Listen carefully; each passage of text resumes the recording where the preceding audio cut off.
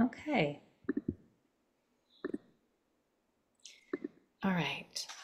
So Thich Nhat Hanh writes in the book Interbeing, he writes about Buddhist teachers.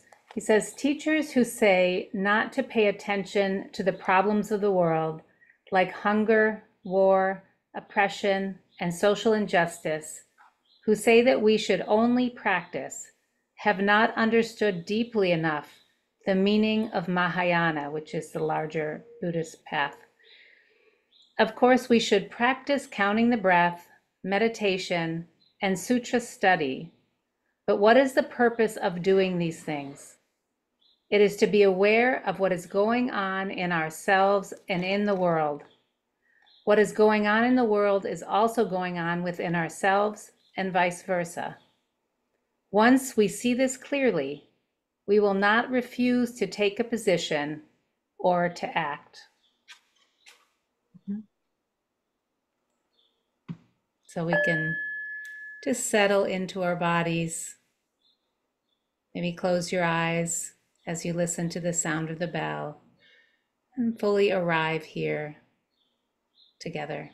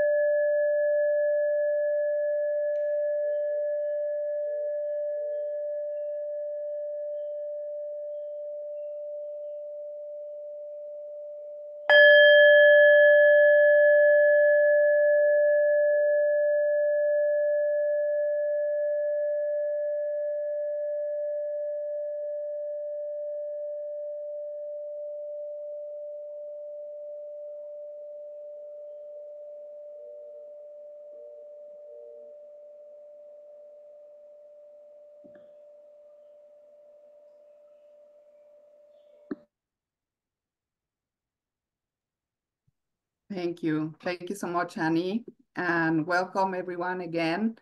I just want to share a little bit about the bandana, the green bandana that I am wearing, because if you watch any of the march for abortion rights in Latin America or March 8th, International Women's Day, you will always see a lot of people with the bandana. And just as a little bit of context is, while it has become increasingly visible in the last 3 years, the pañuelo verde, the green banana, was born in Argentina in 2003. It is the emblem of the Argentine National Campaign for Legal, Safe, and Free Abortion. This campaign explicitly links legal abortion to several other issues. The slogan on the scarves reads, not in mine, but in the original one, sexual education to decide, contraception not to abort, legal abortion not to die. It also ties this campaign to the history of women's activism in Argentina, as it is directly inspired by the white scarves worn by the mothers of the Plaza de Mayo.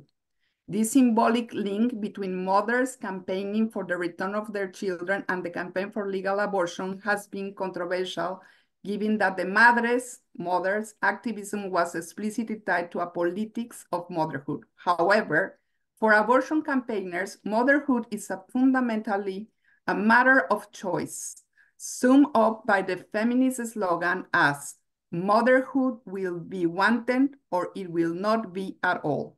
La maternidad será deseada o no será.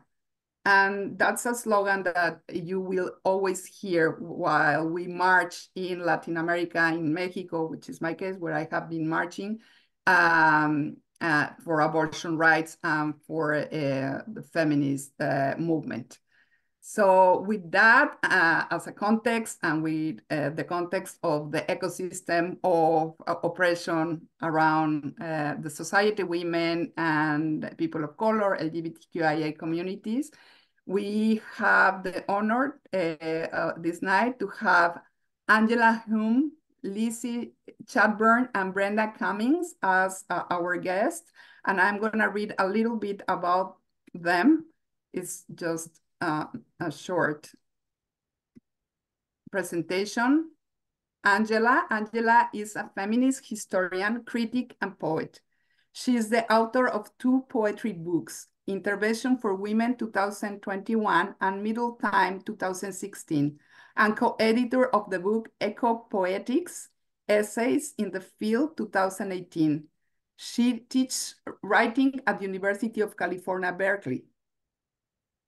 About Brenda, Brenda was a key organizer for Bay Area Coalition for Our Reproductive Rights, a clinic defense organization established in the mid-1980s.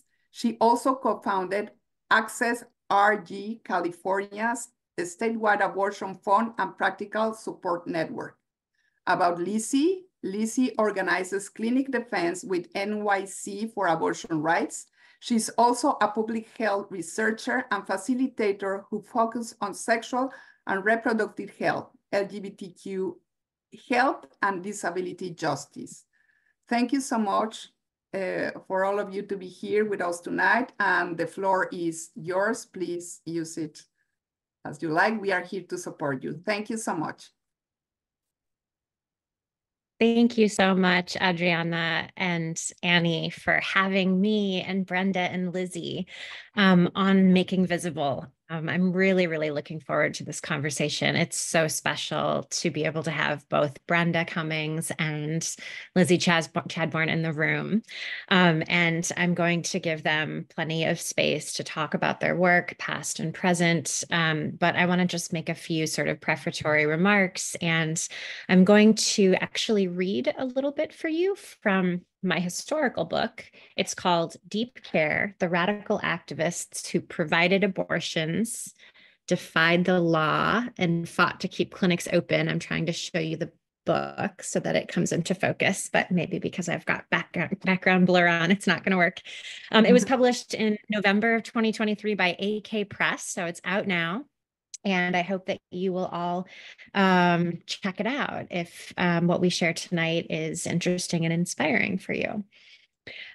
So I wanted to just say that Adriana's introduction to the green bandana as a symbol, as a political object in Latin America was making me think about how the Latin American movement for abortion rights syncs with the American reproductive justice movement, which is also a global movement, but the way that it's sort of framed and discussed in the American context, like the Latin American movement, emphasizes that reproductive rights is not just about the right to access abortion, right? It's also about the right to parent and to access parenthood and to be able to raise children in a healthy and safe and resourced environment. And so I'm just appreciating the way in which these movements across national borders are working collaboratively and also in parallel to articulate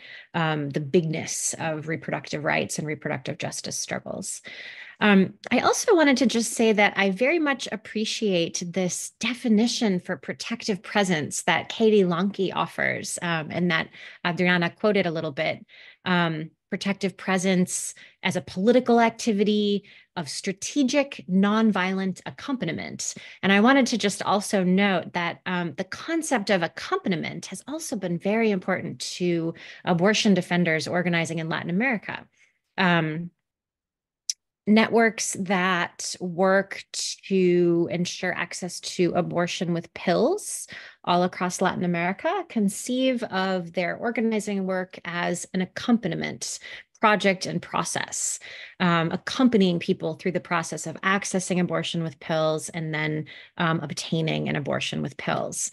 And in the United States context, people who've been doing a tremendous amount of work to spread information about how to access abortion with pills have drawn on the insights of the Latin American movement and have started to integrate the accompaniment model. So accompaniment is a beautiful concept for not only thinking about clinic escorting and clinic defense, but other types of abortion defense that activists have done and are doing today.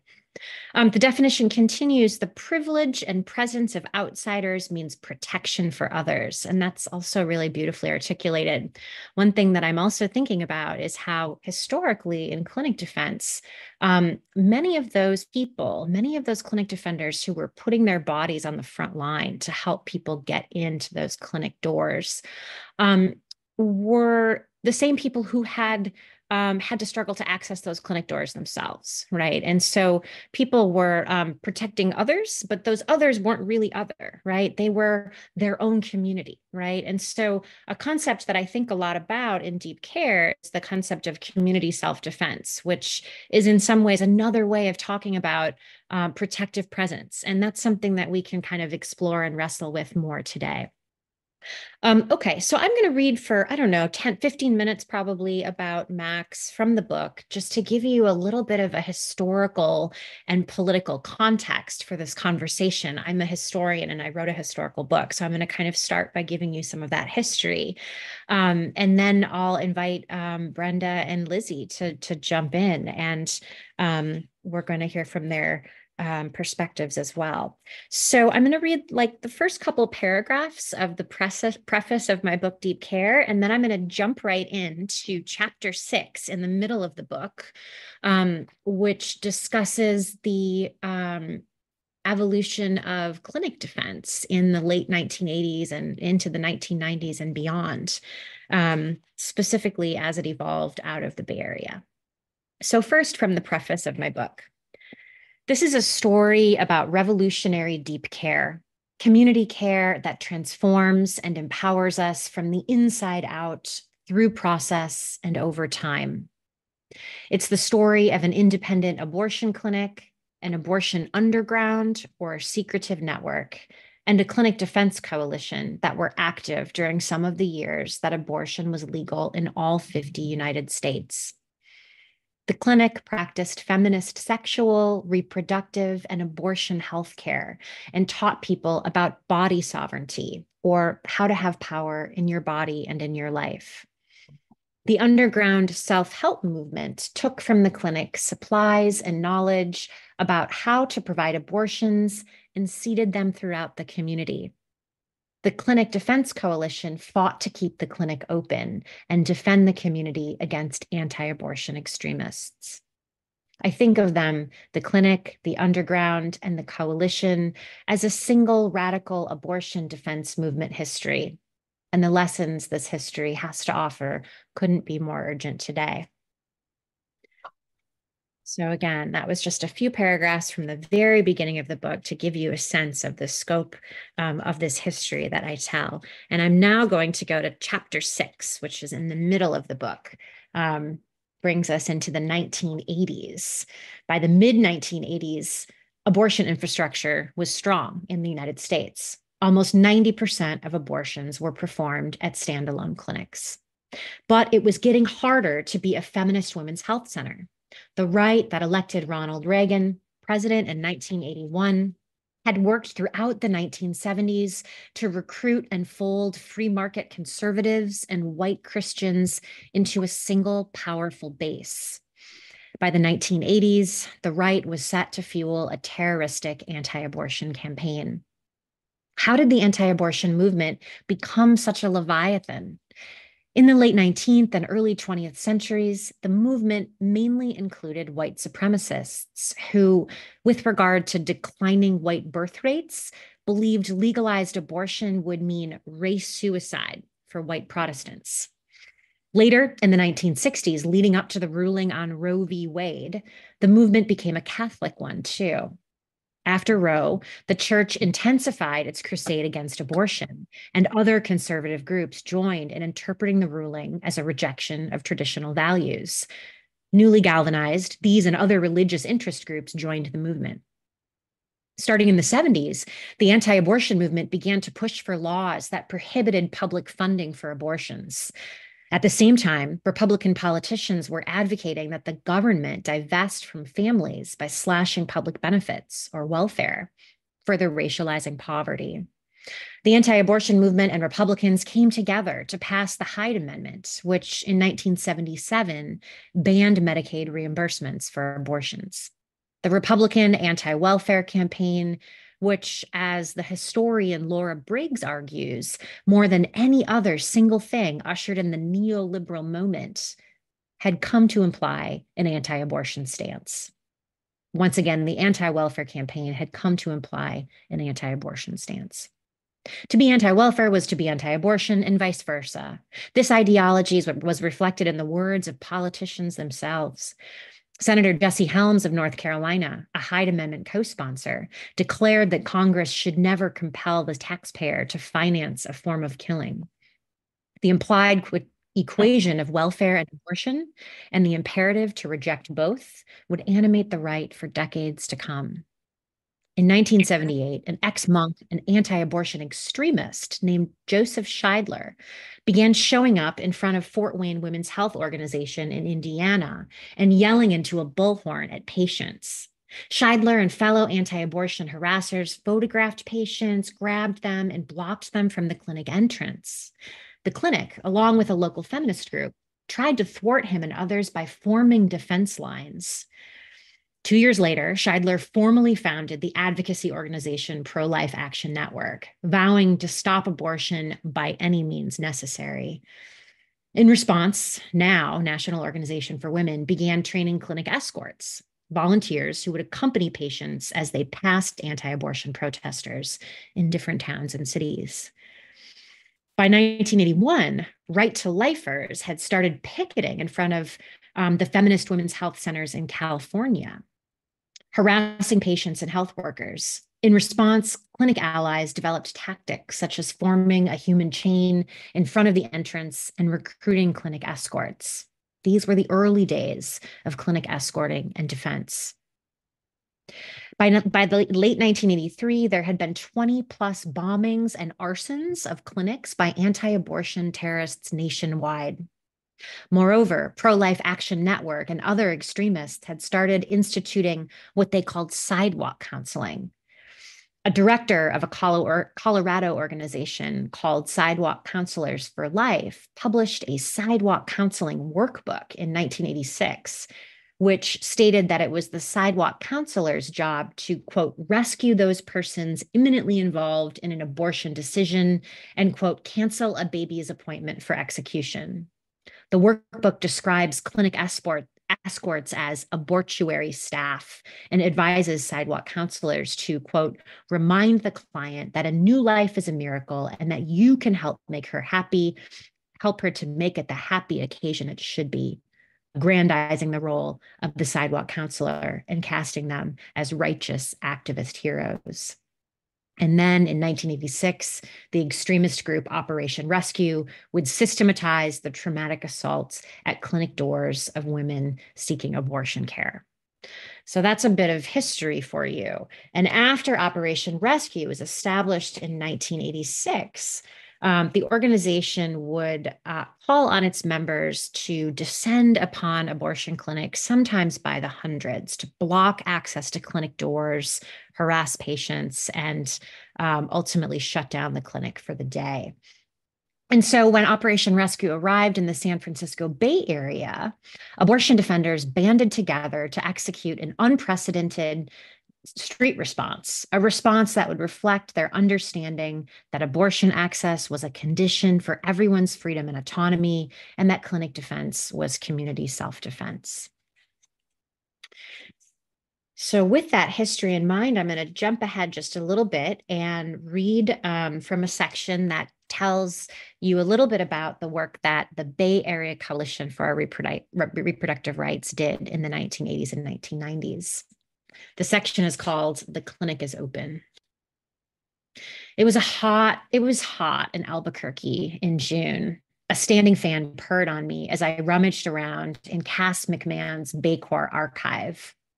I picked up a VHS tape in a hot pink slipcase. Black cover text in a punky font read, "We don't write letters, we're Baycorp." Once again, Bay Area Coalition for Our Reproductive Rights. An original Agnes and Joe Sampson production. Agnes and Joe were clinic defenders involved in Baycorp. Released in 1989, the training video opens with Tracy Chapman's Talking About a Revolution.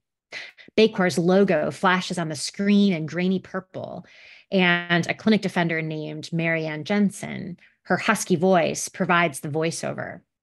Bay Area Coalition Against Operation Rescue is a coalition of women and men committed to defense of our reproductive rights. We defend local abortion clinics against attempted blockades and harassment by Operation Rescue. The video shows techniques for escorting clients past Operation Rescue pickets and methods for successful clinic defense. BayCorps would distribute the video to activists around the Bay Area and in other cities too. The video then cuts to footage of a defense at Pregnancy Consultation Center. The camera zooms in close to capture the faces of the anti-abortion protesters, most of whom were white men. Marianne explains, Operation Rescue comes to clinics to harass women. We put ourselves between women and Operation Rescue sidewalk counselors. Part of escorting includes verbal and sometimes physical confrontation with Operation Rescue, and also more subtle and creative techniques for diverting their attention from clients. The next shot shows Cass McMahon in an orange vest with a BayCorps bandana tied around her head, diverting an anti's attention. She raises her voice and shakes her finger at the anti. Women are responsible beings who make decisions based on things in their life and that you have nothing to do with. Then the video cuts to a young woman sitting in the grass in front of Pregnancy Consultation Center on the cold early morning of the defense, explaining clinic escorting and clinic defense to a group of new escorts and defenders. She's extremely well-spoken. She looks directly at her audience and often nods and smiles warmly during pauses for emphasis. She wears her BayCorps bandana around her neck, and her name is Brenda Cummings. Brenda runs it down for the group. And now I'm going to actually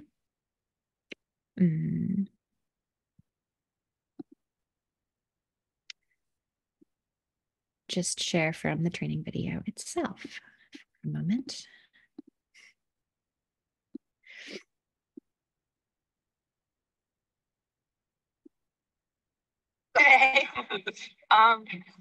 In general, though, what we expect is picketing. If it's anything like last time, there may be as many as 20 picketers here today. Some of them will stay here, maybe 20, 25. Some of them will stay here on Bush Street with signs, and many of you will spend much of the morning on Bush Street with signs. That doesn't mean that you're not being useful. You're the counter demonstrators. You'll get a lot of positive reinforcement from the cars driving by, but much more importantly, you are the backup force. That if anything were to happen, as extra things happen and more people are harassing here on Octavia Street, we'll pull people from counter demonstrating and get them to come help out. The reason why we don't have everyone up there to start out with, because that's where most of the conflict happens, is that we don't want to overdo it or intimidate the client. Okay? And you also are available by being down here as being sort of the first people who could get to that door where there are blockades. The roles of things that will happen other than counter demonstrating inside, because there will be someone at the door, which there should be now or will be soon, checking people in, checking clients in as they get there. There are people in each stairway, generally being in orange vest, being officially with the clinic, and possibly functioning, depending on what's happening, as people who will help either counter OR, like focus on keeping OR away from a client, or will focus on going up to a client saying, people in the orange vests are with the clinic, we can help you into the clinic, you know.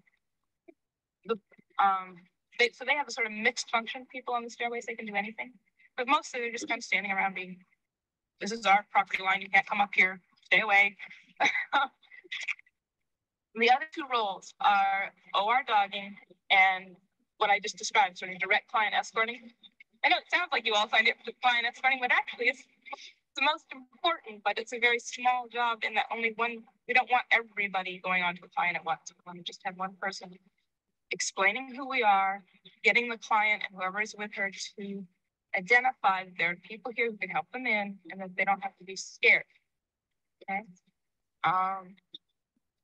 So the OR doggers are people who most of the picketers, some of the picketers will stay down here. Many of them will walk along Octavia Street since that's where most of the clients come in. The people who walk along Octavia Street are focused on directly harassing, directly going up to clients. Our job is to try to eliminate that or keep the ORs focused on us and not on them as much as possible. So as OR doggers, you'll, for the most part, be walking around all morning with an OR. Probably, and I'll try to put 2 to 1 kind of thing, depending on how the ORs end up grouping themselves, whether they end up all walking together or whether they walk separately. If that OR tries to attack a client, your job will be to be physically in between that client and the OR. You'll have signs, portrait signs, like these. And notice, this morning, Counter demonstrators, greeters, escorts, doggers. The video then takes us to an organizing meeting. One of the things we're trying to do is establish that we control the situation, Brenda tells the group. I work as an escort at PCC. Now we no longer have to get into shoving matches with OR because they've learned the boundaries. We very rarely get into a situation where we have to shove them. We're defining the situation. In some sense, we might be risking arrest. We have to decide for ourselves, and as a group, whether it's worth it. I think controlling the situation is the most important thing. The video explains that Baycor makes a specific plan in advance for each clinic on a hit day. They identify which entrances are most defendable and where defenders should be placed to hold the doors. The key to a successful clinic defense is getting there first, Brenda adds. Behind her is Cass, leaning in with her forearms on her knees. Keeping the door and the corridor open is critical. If there isn't a corridor through the crowd, Brenda says, defenders can force one using a wedge formation. The video cuts to footage from a defense where police are trying to stop both antis and defenders from getting near a clinic's door. Together, we pushed past police and OR to get clients into the clinic safely, Marianne explains in voiceover. Defenders and clinics suddenly break into a run for the door. Run, run, Brenda yells, waving for people to follow her. There is a tangle of defenders, ORs, and police, with police grabbing and yanking people away from the doors. By early 1989, Baycor could count on as many as 1,000 clinic defenders to show up when they put out a call. They published a weekly newsletter and sent out mailings to help people keep engaged. Mary Ann explains in the training video. Baycor is a multi-issue organization and has worked in coalition with others to link up the issues between struggles for reproductive rights, lesbian and gay liberation, and an end to racism. We see the attack on abortion rights as only one part of the far right wing's agenda. The video shows Baycor on the offensive too, marching in the streets or in front of churches with creative props. In one scene, defenders carry a giant skeleton puppet wearing a Pope's hat. They march while holding their boards, side by side, which read Clinic Defense, Baycor.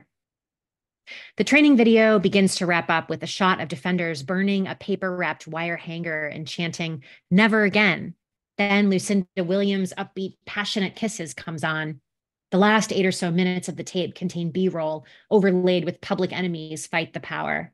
At one point, the camera captures defenders marching defiantly down the street in the direction of a clinic with a giant sign that reads, "This clinic is open," and people cheer. I thought I could just show you like 30 seconds of that really excellent moment.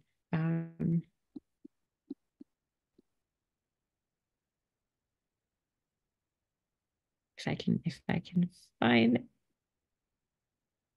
it. Let's see. There it is.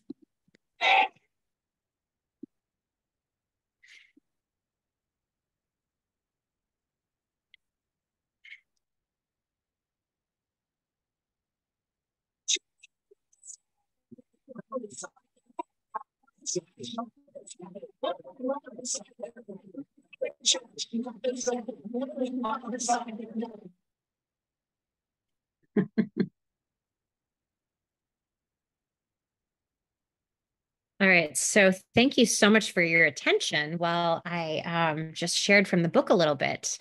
And I want to kind of shift gears now and kind of invite Brenda and Lizzie to jump in and I think it will be really interesting to hear from Brenda and Lizzie on their own lived experiences doing clinic defense, learning lessons through clinic defense. You know, on the question of what community self-defense and protective presence mean to you as concepts with which to kind of think about the political work that you did and you do. How do those concepts feel like a fit? How do they resonate with your experience? And how, you know, do you kind of wrestle with them critically, right? Or think about your work in a different way? Also, I'd love when we get to you, Lizzie, to just hear a little bit about this work that you're doing on the ground in New York City right now, right? Like I was sharing about clinic defense historically, but clinic defenders continue to organize and put their bodies on the line. So we can hear from Lizzie too about sort of what is happening on the ground in New York City. But maybe Brenda, I'll first turn to you and just invite you to kind of jump in. Well, I'm also really looking forward to hearing from Lizzie and hearing about how it's going now. It was a time. It was definitely a time back then. It was a very powerful movement. And when you first showed me that video, I was struck by how strategic I was, and I hadn't really thought about it at the time. I was just living it and just doing it. So I also was really struck by the invitation to speak about protective presence. So my first reaction is, after doing after working with the Bay Area Coalition for Reproductive Rights and doing clinic escorting, I ended up founding Access Reproductive Justice, in large part as sort of an extension of that work, or being part of founding it. Because what I felt like when women would come to the clinics and be attacked, it was that harassment at the door was adding insult to injury. It's already been harder than it should be to even get to that place. Like somebody's already had to go through whatever they've had to gone through, getting transportation, getting childcare, figuring out who's going to support them in their life, figuring out what the right decision is for them. And so by the time they get to the clinic door, to have somebody think that they know what you should be doing and can tell you that, is just really pissed me off. You know, and what I wanted to do was to find more ways to say, I see you, we see you, your life is real, it has value, it has meaning, you are respected, your concerns matter. And for me, certainly, as somebody who'd needed an abortion, and as somebody who was a young single mom, the person handing out the vest in that video is my son. I was a young teenage mom. You know, I was there to say,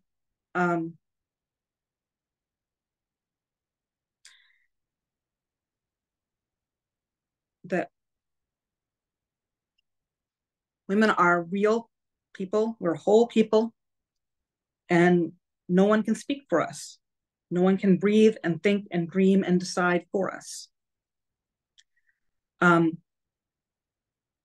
actually had an interaction with an anti-abortion protester at one of the first clinic defenses I was at, where we were outnumbered. It was very early in the days, in Bacor's days, and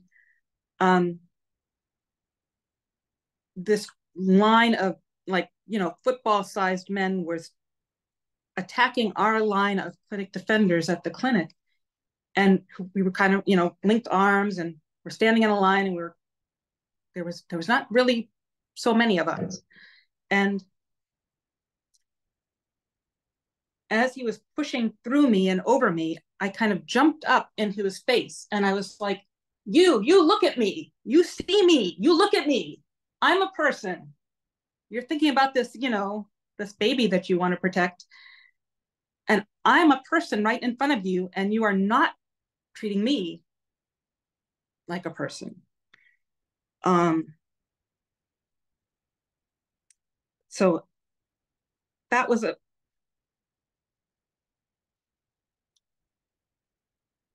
that's a big part of what I was, what I think that movement was about. It was saying, is saying that we speak for ourselves.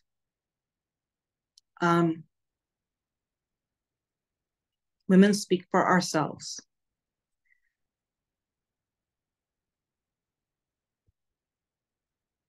I also think, though, that my circumstances were complicated and difficult in lots of ways. And I've had several run-ins. I constantly had conversations with people when I was, as we founded Access, when I was giving people rides to the clinic. And, people would say, thank you so much for helping me. And I would say, somebody gave me a ride when I needed one. And I'm, happy to be able to do this for you. And hopefully you'll be able to help somebody else in the future. But one of the most important things that I knew, but that I really, really learned in the process of doing clinic defense and then Access, is that as difficult as as I felt my own journey to be about this, I grew up in rural Maine. I'm white. And I worked in low-income jobs because I wanted to do things that mattered, not because I could only get a job at McDonald's. I had student loans to live on instead of welfare. And did I mention I was white?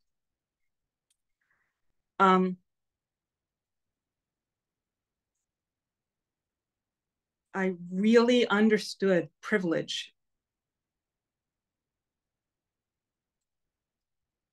in a way I could not have been so visceral about by having that experience of standing with somebody else. One of the things we did at Access is nobody we worked with was ever a client. They were not a case. They were not a client. They were not a patient. They were the women we worked with. And that was a really deliberate choice. And that's very much how I think of people I worked with. I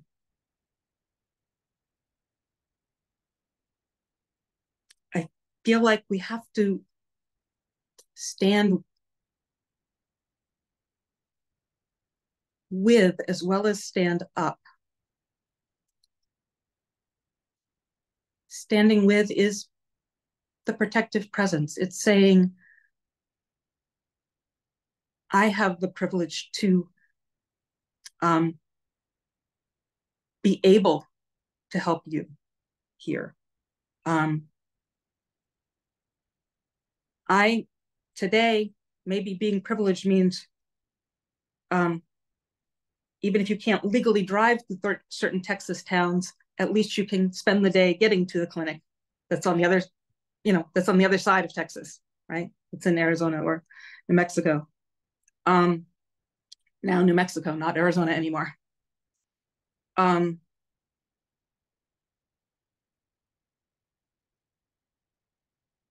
Privilege now might mean you have to wait to get septic before you can have an abortion, but at least you can fly to Denver or fly to Colorado. Not having privilege now means getting arrested for having a miscarriage.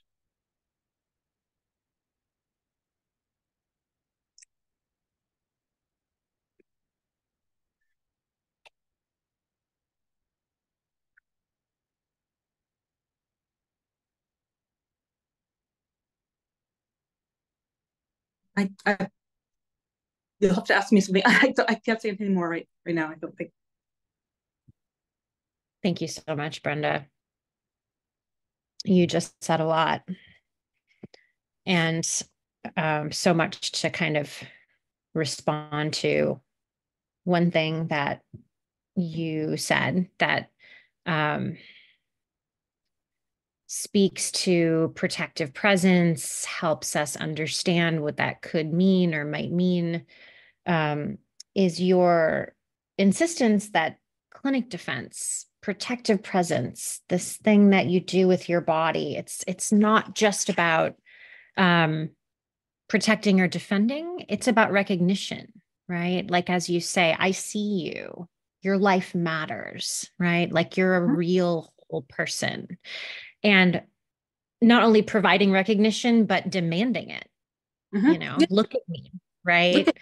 Like, you're providing recognition and you're also demanding it in the same moment, right? And that's profound. You know, it's a way of constituting self, both your own and that of the other, you know. So thank you so much for just elaborating a possible way of understanding clinic defense and protective presence as a form of recognition.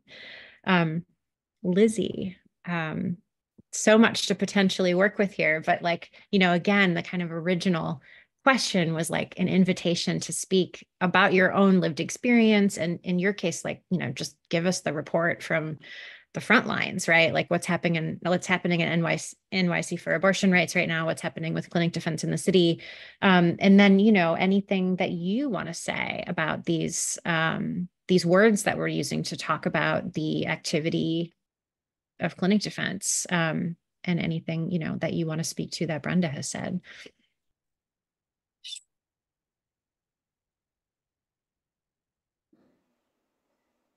Can you hear me? Now, No? maybe. 1 second. Sorry, everyone. That's better.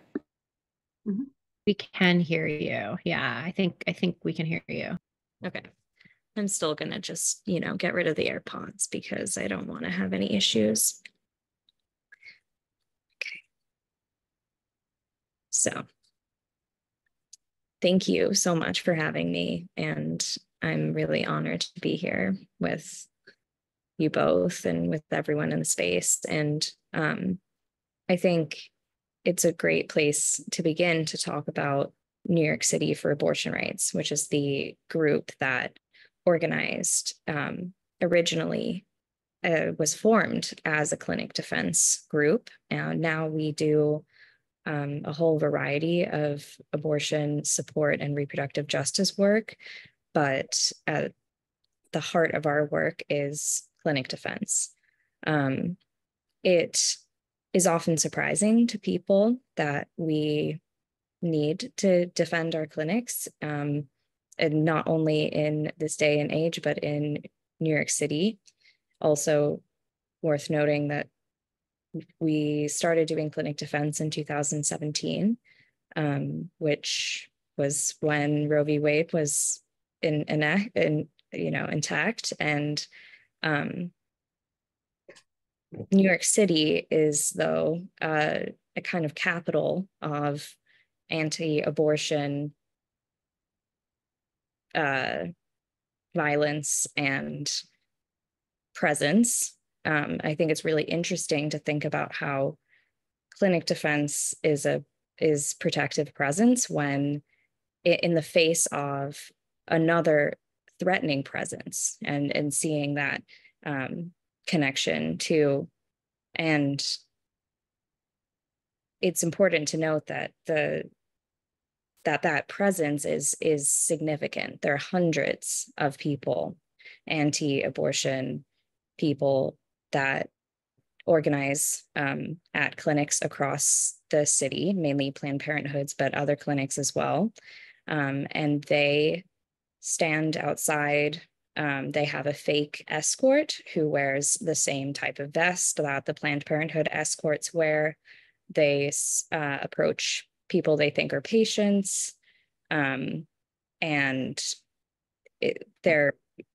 all of the research that has been done on anti-abortion presence shows that it is significantly a problem, not only in the sense that it is that it impacts mental health, but it can actually be enough to be so threatening as to let someone feel that they have to either not go forward with a decision they have made for themselves because they don't feel safe.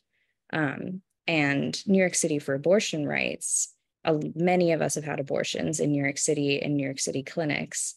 And it was not only those experiences outside the clinics that drove us to organize around clinic defense and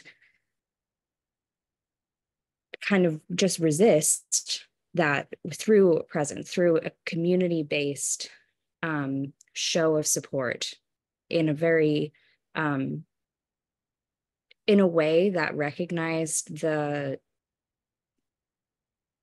sensitivity around being outside of a healthcare clinic in a city, and in ways that responded to and were kind of in conversation with the clinic workers. I will say that clinic defense is somewhat controversial in some ways because of the fact that some generally higher up people who are less in the clinic have the sense that it just causes chaos or that it brings disorder. And we always respond. We've had many conversations over the years with people who have those perspectives. And our perspective is that we are not bringing anything. The anti-abortion people are bringing threatening imagery, threatening numbers of people. And we are providing an alternate resistance through being there that actually makes it it makes it more comfortable for patients. That is the whole reason we are there.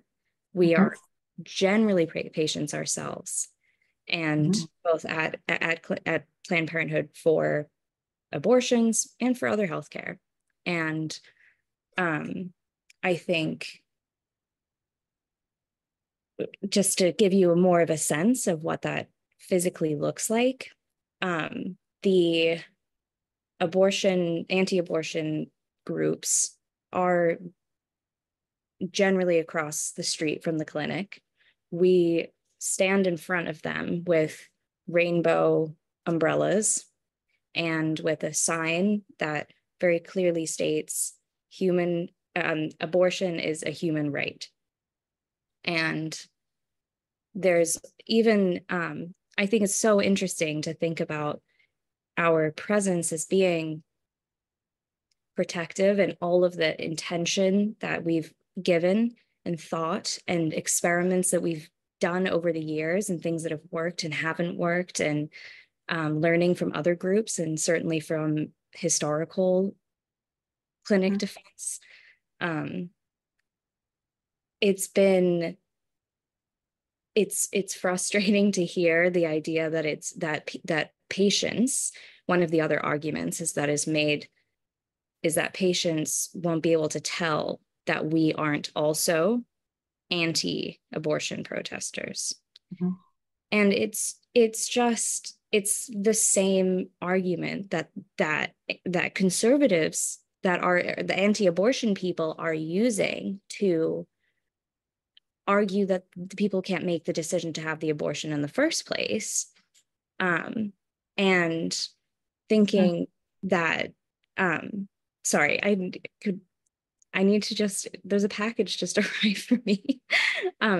Would you mind just pausing or talking about something else for just 1 second? I'm so sorry.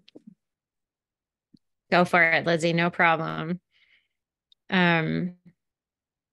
and I'll say this again when Lizzie returns, but I'm wondering like how it is for you, Brenda, to kind of hear Lizzie talk about clinic defense happening right now, right? And like what it looks like on the ground in New York City and what mobilized activists to do this work, to put their bodies out there as clinic defenders. I'm wondering like what it's like to hear about tactics, right? Like, and how, in some ways the clinic defense happening in New York is pretty different from what clinic defense looks like in the 80s and 90s, right? Like now we have a piece of federal legislation that make a crime to obstruct someone's access to a clinic. And so the FACE Act, the Freedom of Access to Clinic Entrances Act. And so unlike in the 80s and very early 90s, when anti-abortion extremists would, blockade entrances, get very, very close to people and doors, that's no longer legal. And in fact, it is a federal crime to do that. And so clinic defense necessarily looks a little different today. Lizzie, as you were gone, we were just speculating, like just asking the question of what it must be like for Brenda to just hear you talk about clinic defense today, and to notice parallels, to think about ways in which it looks different today. Maybe it's a good moment for Brenda if you just want to like comment or speak back at all to anything that Lizzie has shared, and then Lizzie, we can turn, kind of send it back to you.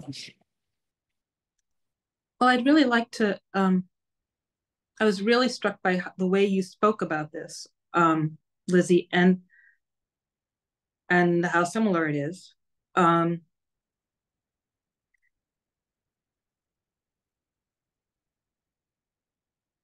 And the same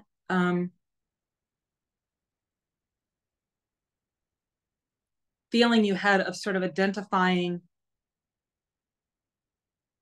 that you were here both for the patients who are coming in, the women who are coming in, and that you were the women who are coming in, and that, sort of this sense of indignation that someone wasn't, whether it be the clinic or the police or whoever, not hearing that this is our experience. This is our experience.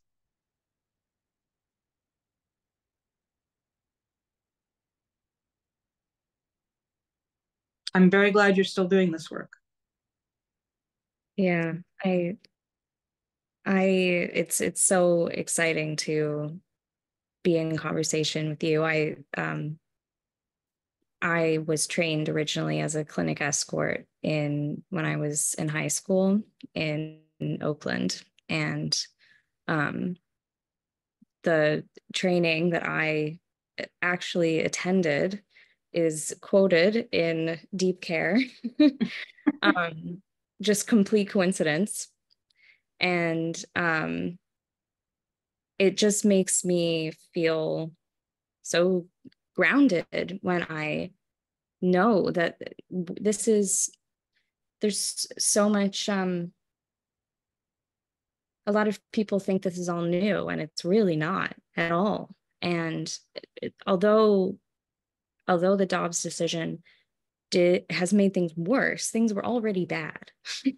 Right. And so much of the work that you've done was during a period that people really don't think there was any problem because of Roe v. Wade, or, it's and just the fact that clinic defense really gets at the heart of the fact that abortion being legal doesn't mean it's accessible.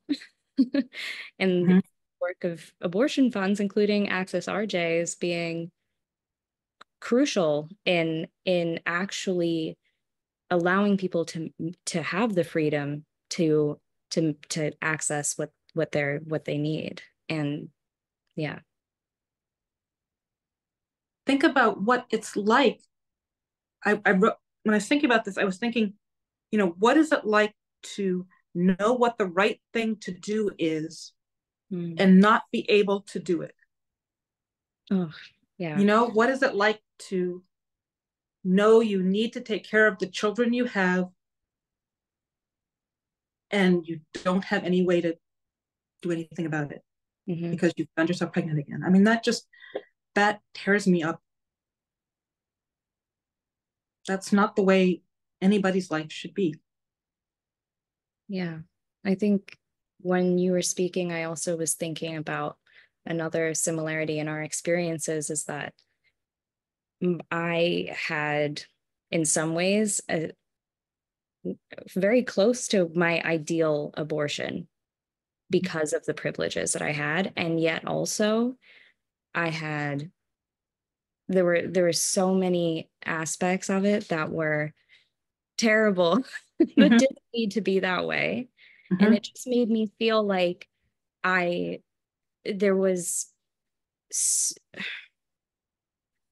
just put in perspective things. I mean, like I said, I had been doing, sorry, the light's getting switched around. I had been in a position that had allowed me to see for the first time, really firsthand, and I think, you know, having had an abortion changed my abortion support giving. It made me better at it in a lot of ways. And one way is just the ways in which that I can just really tap into the feeling of being pregnant and not wanting to be, and being so it always comes up. It's always emotional for me supporting people. And I think, you know, there's so many threads being tied together in this conversation that are amazing. And starting with the conversation about accompaniment in Latin America and in the United States, it's really, we're learning from, in particular, Mexican and Argentinian women who have been absolutely so brave and so smart and so passionate and have come up with incredible systems that we are now just really being able to tap into. And I will say, though, that in the United States, that the southern United States has, in general, I mean, there's other states too outside of what's the South that are very restricted when it comes to abortion and have been for a long time. But in those states, that's where the most innovative, incredible activism and care and community networks have developed. And now we're seeing that, that people are finding out that this is really a problem. And it's so beautiful to see people coming into the movement and finding out that there are people who have been doing this for a long time, and that they have so much knowledge about what works and what doesn't. And I think, Brenda, what you said about one of these differences between the past and the present is the criminalization piece about people who even access pills on their own. The biggest risk is criminalization, because it's extremely safe and very effective. And people self-manage abortions with pills all over the world, including in places where abortion is completely and entirely restricted, and have been for a long, long time. And I think what I wanted to comment on was also that I'm an abortion doula, and that is, it's a term that some of you might have heard or some of you might not, but it comes from the birth doula, and it so closely captures that protective presence aspect. That is what we are. We are not medical professionals. In fact, part of our freedom comes with the fact that we are not medical professionals. We are not afraid of the state taking away our license if we do something that the state doesn't like. I mean, we still have to keep ourselves safe. We still have to consider criminalization, but also really taking advantage of the protections that do exist in the state that I am in New York. And recognizing the privilege that I have means that my main concern is just protecting the patients that I help, no matter where they are, and being aware that I am at a much lower risk of criminalization than they are. And having that, I was thinking about the idea of outsiders being protective, and how you're an outsider, but you're an informed outsider. You're able to respond in a way that is also respecting the person who you're protecting and what they need, not what you think they need. And that is the whole point of abortion doula work. Yeah.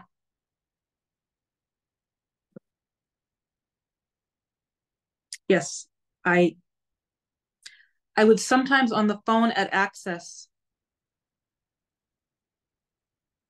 I'm not a particularly spiritual person in many ways. You know, I'm not a church-going person. But there was times in having those conversations with women where I would sort of feel like I was having an out-of-body experience. I was just, I'm listening so hard to what the person I'm talking to needs, that I'm channeling something else. You know, I'm channeling some other source of wisdom somewhere. I don't know how it works. It's a very profound feeling. It is. And I mean, it's interesting too to think about the connections between the work of being an abortion doula and having a kind of one-on-one relationship with someone, and doing clinic defense in a group, or even and also self-help groups, which is the term for self-managing in a specific context of a kind of communal group that Angela can really tell you a lot more about. And if you read Deep Care, you will be an expert too, because you know that group witnessing is so powerful. And obviously there's still that witnessing, that's still that protective presence, being an abortion doula who we support virtually, over text, over video, over and then also in clinic when possible.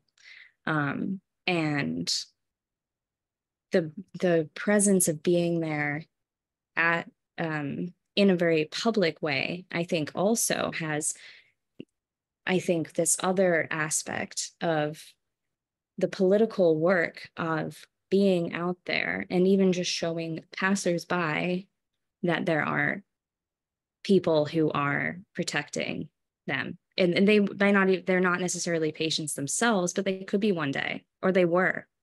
And they walk past and they know that their community is there for them. And that is also why we're there. We're there for the community overall. And one of the things that we do, I think, is really that I was going to speak to before the package got here, is that one of the tactics that we've used is to slow down the procession of the anti-abortion group, because they start at their church and then walk very slowly in a very public way down a main street in Soho. And we have always ever since we started organizing, part of our tactic has been to physically slow them down with our bodies.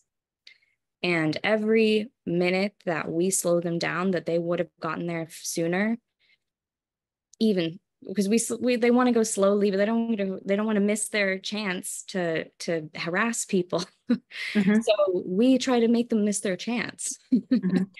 And sometimes we've done it. Sometimes they'll get there, and then the escort, who we work with clinic escorts too, and coordinate with them. They'll tell us we're done. They're all in. There are no more abortion patients today. And it's still important for us to be there to again, for that community presence, and also even just to show these people that we're here around, and that they're not being unopposed, and just having, you know, I see that as being a huge reason to be there, because there's so much political power that these people have, not just nationally. I mean, by these people, I mean anti-abortion groups. The one that we defend against is Catholic, but it's largely Christian groups across the spectrum of Christianity that are very organized, obviously, and they are extremely well funded, and they have so much kind of momentum that being there is like a stop. It's like a no, actually. It is genuinely especially when not only when we cover them up, but especially when we try to physically slow them down, which has actually gotten much harder now. We can't really do it because the NYPD have put up metal barricades along the sides of the sidewalk. And they do that overnight, knowing that this is going to happen. I will say that, speaking of protective presence, they provide a protective presence to the anti-abortion people who have a permit given to them by New York City, by the police department, to do this procession every month. The biggest one is in Manhattan. They do them all over the city. So the cops actually are between us, or were between us when we were able to do this. It's only been the last 6 months or so that they've been doing the barricades. And I think that speaks to what I was saying before about them having so much power. They have so much support from institutions that are well funded, and you know, they have they have people who agree with them, and, you know, all houses of government, but there are people who agree with us. There are people who have abortions, who also, you know, I will say it's not a cut and dried situation. There are plenty of people who have abortions who would consider themselves to be anti-abortion. That's a different topic maybe, but for those of us who have abortions and see it as a political calling and a community care calling, to be there, to be, like you said, like what you didn't have. Lizzie, thank you so much, everyone. I think, sorry for jumping in, but this is a great moment because you're talking about community, about the calling, about a lot of things that involve other people, that I think maybe it's a good time to open the conversation with the people who's here and maybe ask some questions, because we are the community that we support you. So I think some of questions, we have one question right now, maybe we can open the mic after. Thank you so much. Thank you, Adriana. Thank you all so much. I feel like I could listen to you forever. And I'm one of those people that wishes I had an abortion doula when I went through it. That would have been so wonderful.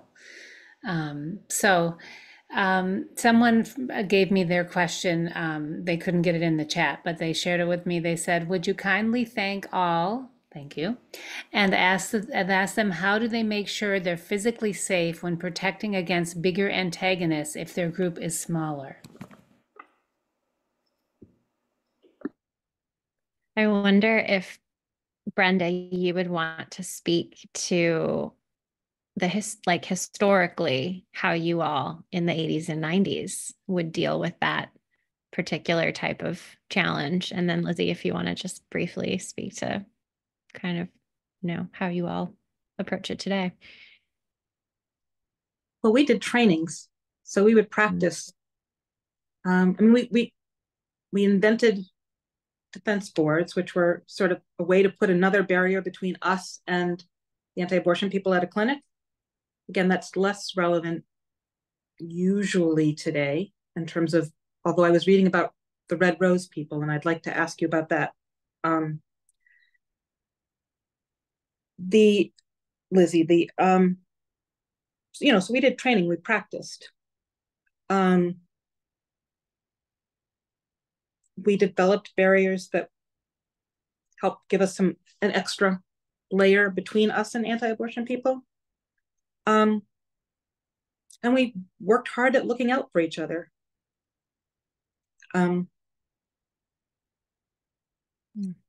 Worked hard at trying to take care of each other.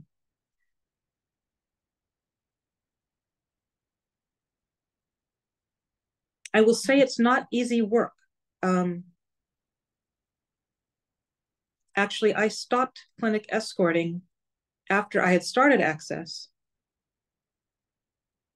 because I went to a clinic in Oakland and there was an anti-abortion person there and there was a person getting out of a car and to go into the clinic. And I ended up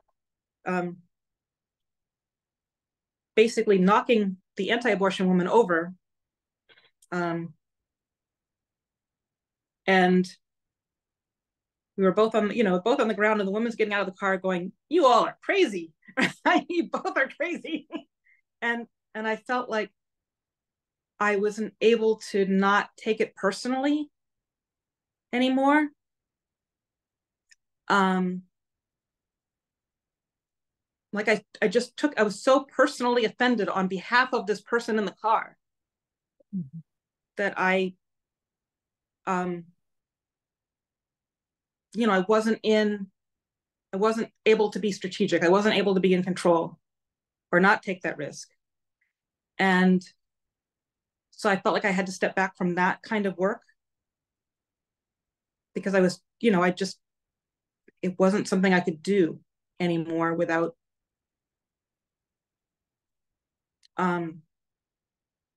just being too invested in it. So it's not easy work, is all I'm saying.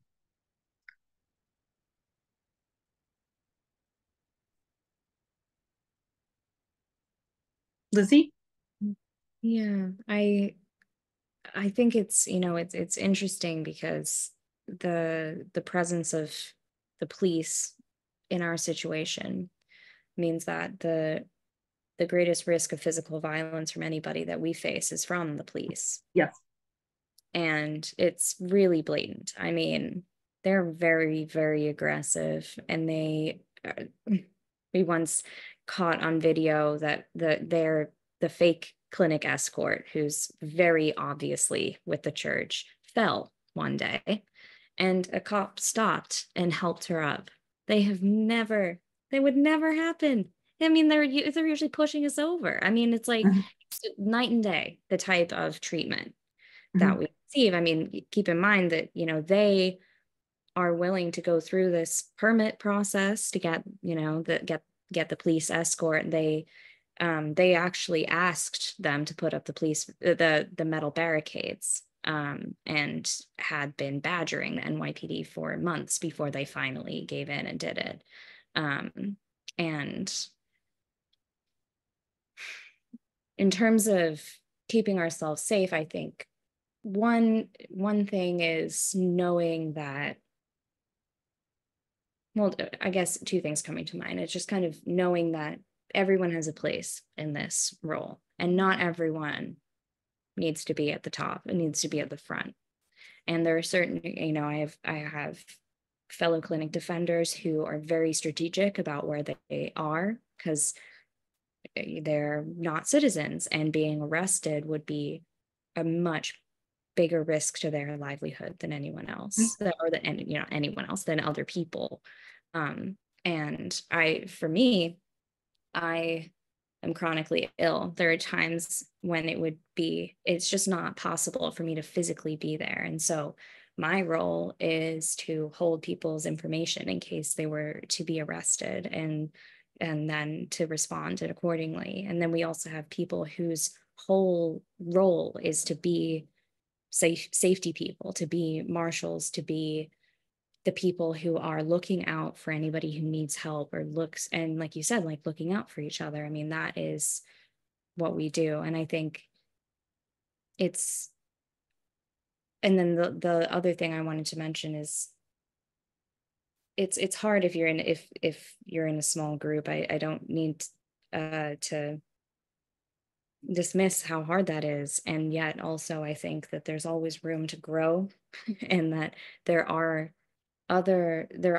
might be organizations in your area who would be interested in joining forces and that kind of thing. And so we have certainly, that's what we've done. I mean, we have a really strong coalition of organizations that we work with, and we show up to them. We show up for them and they show up for us. And it goes beyond just abortion. It goes to justice issues of all types. And I think that it is so heartwarming for me as somebody who is really invested, and but on a personal level, on a professional level, on every level in abortion access, to see people who, they otherwise they're not necessarily that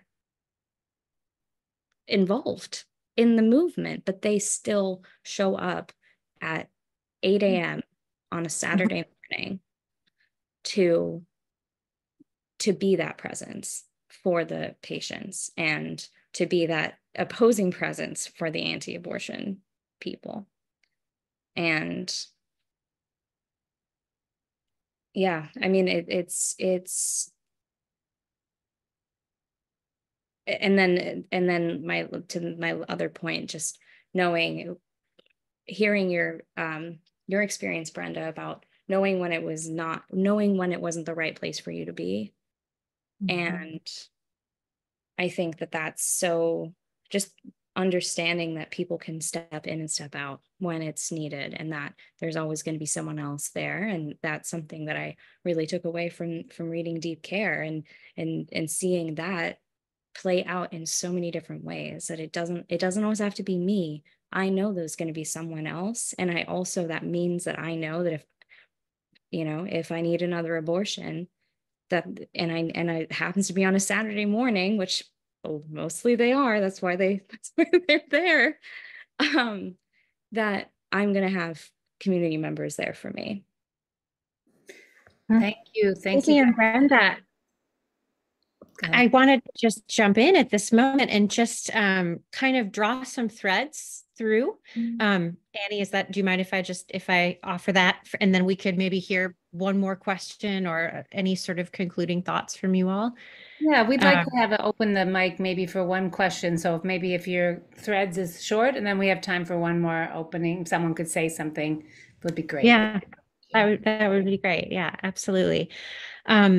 I am thinking about protective presence as a form of political nonviolence, which is how Annie and Adriana have been thinking about it. And it's interesting because, some of the clinic defenders I interviewed for my book were very, very insistent that clinic defense was militant, right? And that this was a form of militant community self-defense. And sometimes when we think of political militants, we don't necessarily think of nonviolence, right? And yet the way that Brenda and Lizzie are talking about clinic defense, and the values and tactics that you are upholding as being perhaps most central, completely fall within the realm of political nonviolence, right? Political activity that is political and is nonviolent, right? So the emphasis on recognition, right, as both a kind of ethos and as a tactic, right? The emphasis on listening. Brenda, you spoke to listening. You said, "I'm listening so hard," right? In that moment of providing direct support to someone seeking abortion care. Lizzie, you talked about how part of your work doing clinic defense today in New York is about helping people just feel more comfortable in the process of accessing care, right? So helping people feel comfortable in their bodies, right, as part of the work of clinic defense.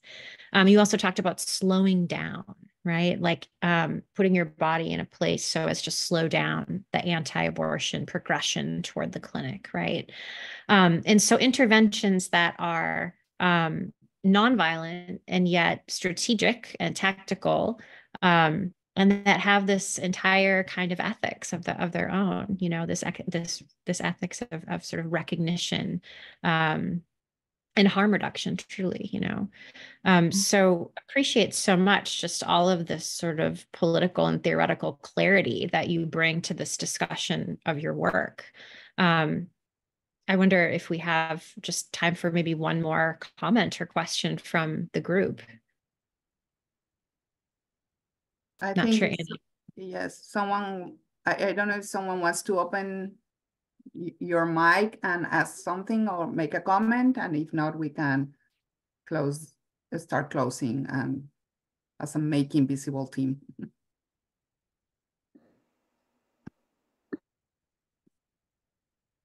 Well, I just wanted to thank you. It was really powerful. It's amazing. And it's exactly what in Making Visible, what you were saying, Angela, it's making visible what is out there, making visible the people who need to be seen, making visible the issues that we have to be talking about, making visible the social injustices that are out there, and making visible that there are ways that we can help others, and that our presence, our privilege can be seen also as a tool for others to be part of the community and be protecting others. So thank you so much, because I think this is like the perfect example of that, of how can we need to make this visible, how also don't need, take it for granted the rights that we have at some point in our lives is not the correct way to do it. That's why I've seen the movement from Mexico, which is the access to abortion is so new and it's still like happening. It doesn't mean that it's gonna be there forever. So we have to be aware of what is happening and continue participating in this and any other movement that will keep the society more just and more safe for all. Annie? Yeah, you said it all. I mean, I love the way you wove in protective presence. It really is inspiring, because I think most people on this call are practicing Buddhists and really want to be able to act in ways that are nonviolent, that are protecting beloved, community. So it was beautiful and so moving to hear how much of your heart is invested in this, all three of you. And just, I feel so grateful that you're out there, and that I know that I feel inspired, and I think other people do here too, to do this kind of protective presence in whatever way we can. So thank you so much, really. Thank you so much, Annie and Adriana, and to everyone in the room who just came today to be here for the live conversation. Lizzie and Brenda, you are powerful, generous people, amazing, brilliant political thinkers and actors. And it's such a privilege to be in the conversation with you and to hear you in conversation with each other. So I just have so much gratitude for everything that you brought to this conversation. And thank you so much again to everyone.